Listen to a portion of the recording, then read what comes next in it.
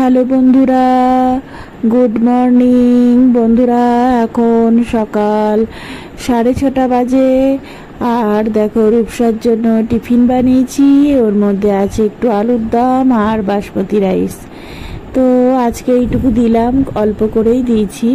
তো যাই হোক, ওই হাউস ড্রেস, এটা নতুন, সেদিনকে কিনে এনেছি।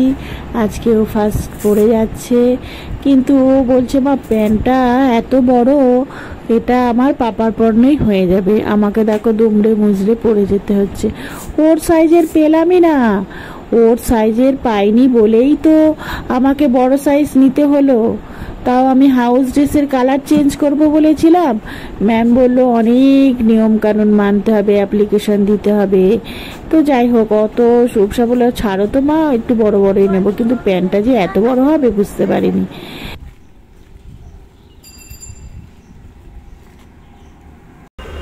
হ্যালো বন্ধুরা, good morning. Rupsa good morning বলে দাও, ছোট্ট করে বলো। বন্ধুরা, অনেক দিন এইভাবে তোমাদের ভিডিও দিইনি, শুধু গল্প করেছি। তো আজকে ভাবলাম একটুখানি সব কিছু দেখিয়েই দিই সারাদিনে কি করি। দেখো, রূপসার গাড়ি চলে এসেছে, যাওয়ার সাথে সাথেই চলে আসে, বেশিক্ষণ দাঁড়াতে হয় না, কারণ আমি এখন ঠিক টাইম বুঝে গেছি কখন গাড়ি আসবে।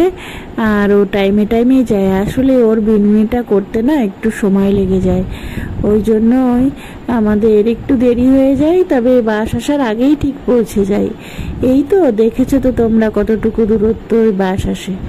তো দেখো, রূপসা উঠে যাচ্ছে। আজকে নতুন ড্রেস, একটু বড় বড় হয়েছে, ঠিক আছে, কোনো ব্যাপার না, ও সামলিয়ে নেবে। রূপসা চলে গেল। চলো এবার বাড়ির পথে গুটি গুটি পায়ে আমি রওনা দেব এখান থেকে। দেখো কতটুকু পথ, একটুখানি। আসলে বাসের হর্ন দিলেই শোনা যায়, কিন্তু আমি তাও এগিয়ে দিয়ে যাই। আর ওই দেখো, রূপসার পাপা দেখে ফেলেছে আমি আসছি, ও গাড়ি নিয়ে দাঁড়িয়ে আছে। আর আকাশে দেখো অল্প অল্প মেঘ জমেছে। ও গাড়ি নিয়ে এই কারণে দাঁড়িয়ে আছে, আমি গিয়ে দরজা খুলবো, তারপরে ও কিন্তু বাবুকে ডাকছে না। তো বাড়ি এসে হাত পা ধুয়ে তৈরি হয়ে গেলাম ব্রেকফাস্ট বানানোর জন্য। দেখো, আমাদের রুটি হচ্ছে প্রতিদিনের মতো। আর রুটিটাই রূপসার পাপা ভালোবাসে। রূপসার জন্য যদি কোনো কিছু টিফিন বা বেঁচে যায়, সেটা খেয়ে নিই, আমিও খেয়ে নিই, রূপসার পাপাও খেয়ে নেয়। অনেক সময় পরোটা থাকে, আমি খেয়ে নিই, রূপসার পাপা খেয়ে নেয়। আর বাবু বলে মা রুটিটাই দাও, কারণ সকালবেলা তেল বা ঘি দিয়ে খেলে শরীরটা কেমন খারাপ করে, তাই জন্য রুটি খাবো। তো ওই জন্য আমাদের প্রতিদিনই রুটি বানাতে হয় আমাকে।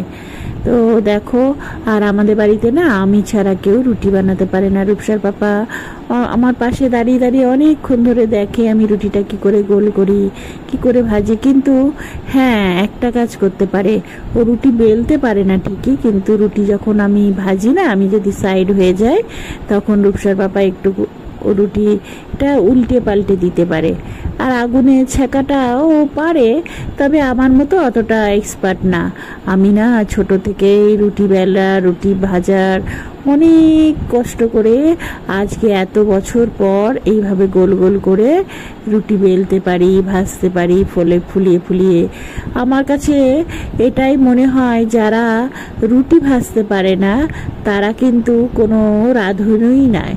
কারণ আমি অনেক রান্নার লোক দেখেছি, তারা কিন্তু আমার বাড়িতে রান্না করে গেছে। আমি যখন বলেছি রুটি আমি নরম খাবো, গরম খাবো, তোমরা কে কেমন রুটি ভাজতে পারো আমাকে দেখাও।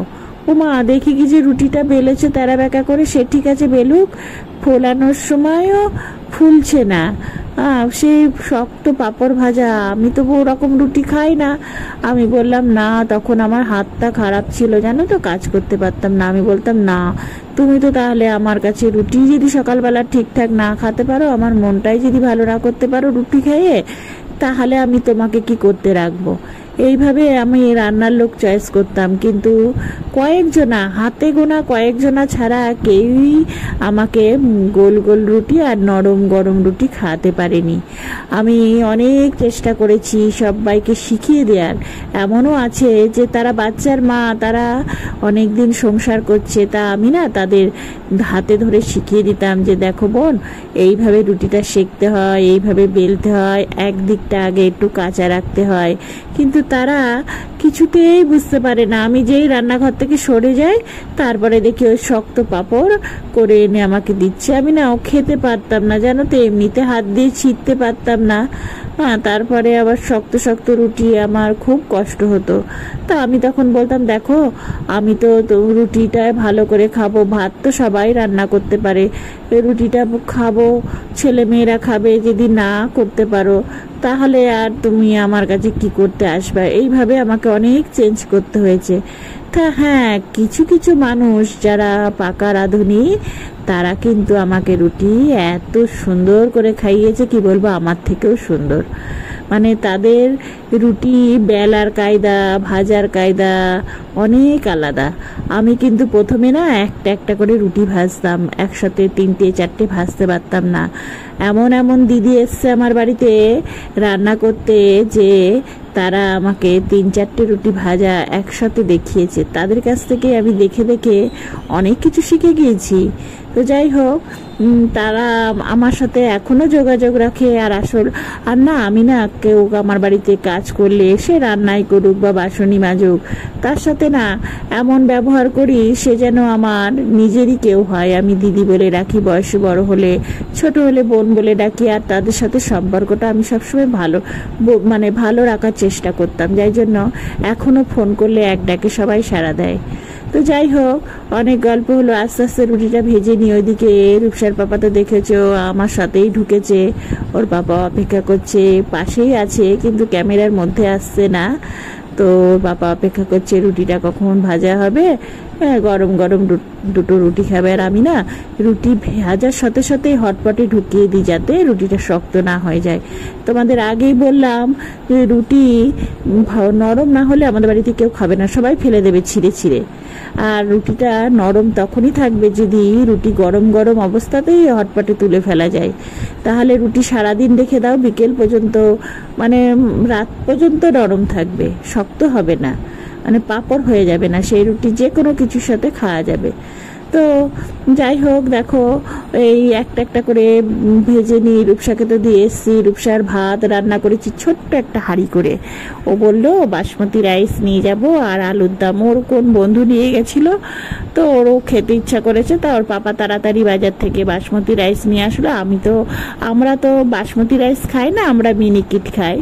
তো ওর পাপা তাড়াতাড়ি, মেয়ে বলেছে তাড়াতাড়ি, মানে বাসমতি রাইস নিয়ে আসলো। আর ওদিকে আলু তো আমার ঘরেই আছে, আলুর দম মানে আগের দিনে সব প্রিপেয়ার করে রাখতে হয়, তো করে রেখে দিলাম। তো তারপরে রূপসাকে করে দিলাম সকালবেলা ছোট্ট একটা হাঁড়ি। সেই হাঁড়িটা আমার মা রেখেই দিয়ে গেছিলাম, আমরা না ডাল সিদ্ধ করতাম, তো ওই হাঁড়িতে করে ভাত রান্না করলাম, দিয়ে ছেঁকনি দিয়ে ছেঁকে নিলাম ভাতটা।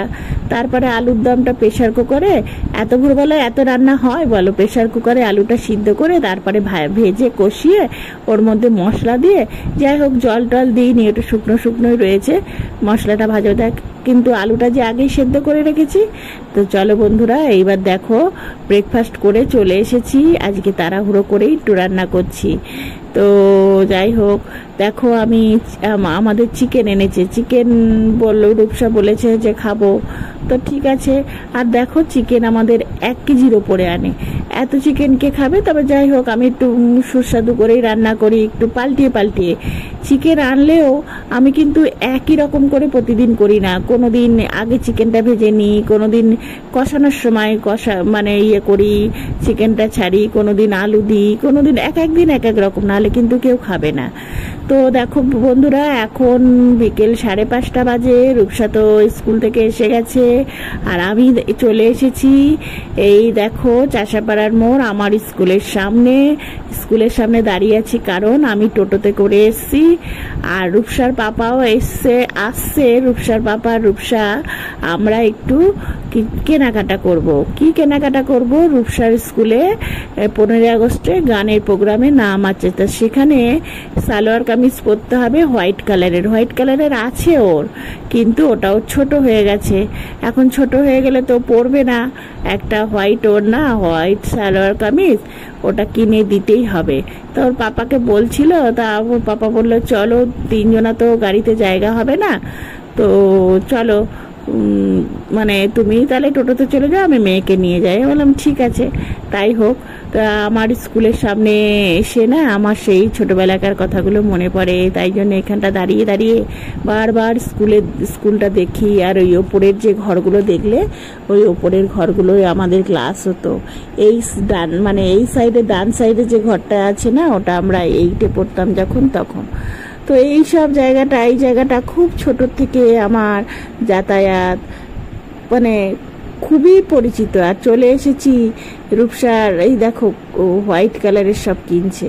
ওড়নাটা দেখে ও বলছে এটা মা আমার ওড়না হয়ে গেল। ওর ওড়না মানে ওই ওড়নাটাকে ও শাড়ি করে পরবে, হ্যাঁ ওটাই ও যা খুশি, আমার ওড়নাগুলো তাই করে। তাই জন্য আমি ওর ওড়না মানে সেটা তো আর আমি পাবোই না। তারপরে হোয়াইট কালার দেখো কোথায় কি কালার গিয়ে দাঁড়ায়।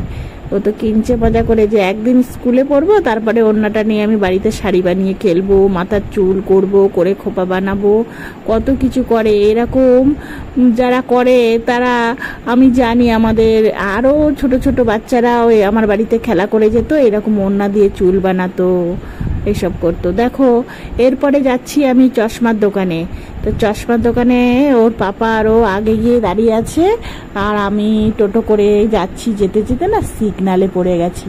আমাদের কৃষ্ণগড়টা ছোট্ট জায়গা হলেও কিন্তু বেশ নিয়ম কানুনের মধ্যেই চলে সিগনাল। আর ছোটবেলায় এই স্কুলে পড়েছি, এই সব জায়গাগুলো না আমার খুব পরিচিত। তাই জন্য একা একা চলতেও কোনো অসুবিধা নেই। আমি তো সবই চিনি, এখানে পড়াশোনা করেছি, এখানেই যে যাতায়াত, এখানেই আমরা সাজের জিনিস কিনতাম, এখানেই সব কিছু। দেখো আমাদের কৃষ্ণনগরে একটা জিনিস দেখো, যেখানে ফুল পাবা সেখানে কিন্তু সব ফুল একসাথে বসবে। এইটাকে আমরা ফুলপটি বলি। ফুল আছে যেখানে, ফল আছে মানে সব ফল একসাথে বসবে, ফলের দোকানগুলো সব একসাথে সাজানো, সেটাকে আমরা ফলপটি বলি। আবার বইয়ের দোকানগুলোও পাশাপাশি, আবার ওষুধের দোকানগুলোও পাশাপাশি, আবার জামা কাপড়ের দোকানগুলোও সব পাশাপাশি। সেই জন্য আমাদের না কোনো কিছু যদি একটা দোকানে না পাওয়া যায় আর একটা দোকানে যাওয়া যায়, এটা একটা খুব সুবিধা। তো যাই হোক, আমার খুব ভালো লাগে যে সাজের দোকানে যখন যাই, সাজের দোকানগুলো সব একসাথে, কিন্তু সেই মার্কেটটাই আলাদা। আবার দেখো ইলেকট্রনিক্স যেসব জিনিস, সেই মার্কেটটাই আলাদা। তো সেইখানে যখন যাই, একটা দোকানে না পাওয়া গেলে তারাই বলে দেয় যে আর একটা দোকানে যেতে। দেখো সিগন্যাল গ্রিন হয়েছে, এখন আমাদের গাড়ি চলতে শুরু করলো। তো চলো, রূপসার পাপা ভাবছে মা আসছে না কেন, কিন্তু আমি যে সিগন্যালে পড়ে গেছি, ওরা যে স্কুটিতে গিয়েছে, হ্যাঁ ওরা হয়তো চিন্তা করছে, কিন্তু না, ওরা জানে যে আমি এখানকারই মেয়ে, এখানেই ঘোরাফেরা, আমি ঠিক পৌঁছে যাব, একটু দেরি হলেও পৌঁছে যাব, ওরা অপেক্ষা করবে আমার জন্য। আর রূপসা এক সময় বলে আমার সাথে বেরিয়ে, মা তুমি এইখান দিয়ে যাচ্ছ, যদি হারিয়ে যায়, ও যে রাস্তাটায় যায়নি, কিন্তু আমি বলি চল একটু হারিয়ে যাই, সবাই আমাদের খুঁজে নেবে। বলে মা তুমি সব সময় মজা করো, তাহলে মজা করেই তো ভালো লাগে না। তুই বলছিস আমি একদিন কোর্টের মধ্যে দিয়ে যাচ্ছি, তুই বলছিস মা হারিয়ে যায় যদি, ওকে যে রাস্তাটায় নিয়ে যায়নি সেই রাস্তাটায় ও ভয় পায়। বলে মা আমি যদি আমরা যদি দুজনে হারিয়ে যাই, চল একবার হারিয়ে যাই, আবার সবাই এসে খুঁজে নিয়ে যাবে আমাদের। হ্যাঁ, তা ও সেই রকম দ্বারা ভয় পায় সেই যে রাস্তাগুলো ওকে নিয়ে যাওয়া হয়নি। আর ও তো সবসময় স্কুলেই থাকে, আমার সাথে তো কতটুকুই থাকতে পারে, যে সময়টুকু থাকে সেই সময়টুকু হয় ঘুমায় নাই, পড়াশোনা করে নাই, কিছু না কিছু। তো বন্ধুরা, আমার আগের ভিডিওতে দেখবে যখন আমের মুকুল এসেছিল তখন আমার চোখে লাল হয়ে গেছিল। চোখে লাল বেশ কিছুদিন ধরে হচ্ছিল, মানে তখন মার্চ এপ্রিল মাসে হয়তো আমি চোখের ডাক্তার দেখিয়েছিলাম লাস্ট। তো তখন আমার চোখ লাল হয়েছিল বলে, তখন আমার পাওয়ারটা না চেঞ্জ হয়েছিল। তো সেই সময় পাওয়ার চেঞ্জ হয়েছিল, আমি চশমা বানাতে পারিনি। এখন দেখলাম চোখ খুব ডিস্টার্ব করছে, আমাকে আসতেই হলো। তো বন্ধুরা দেখো, আমি ফিরে আসছি চশমার দোকানে, আমার ক্যামেরা করতে মনে নেই। তো এখন হয়ে গেছে, এখন দেখো বেশ রাত হয়ে যাচ্ছে আর সব লাইট জ্বলে উঠেছে। আবার সিগনালে পড়েছিলাম, রূপসার পাপা চলে গেছে। এইবার ও যাবে কি, ওর কি ঠোঁটের কি লিপ জেল না কি কিনবে, ওর পাপার সাথে গিয়ে দাঁড়িয়ে আছে। কিন্তু পাপার সাথে গিয়ে দাঁড়িয়ে আছে, কিনে নি, নেবে না আমার জন্য, ওরা দুজনেই অপেক্ষা করে আছে। তো যাচ্ছি আমি, গিয়ে আমি দেখছি ও কি নেবে, তারপরে বাড়ি যাব। তো বন্ধুরা, আজকে ভিডিওটা আর বেশি বড় করলাম না। রাতে বসে আর গল্প করলে তাহলে ভিডিও অনেক বড় হয়ে যাবে, আপলোড করাই যাবে না। তো তোমরা তাহলে খুব খুব ভালো থেকো। আর আমার এই ভিডিওটা যাদের যাদের ভালো লাগবে তারা লাইক করো।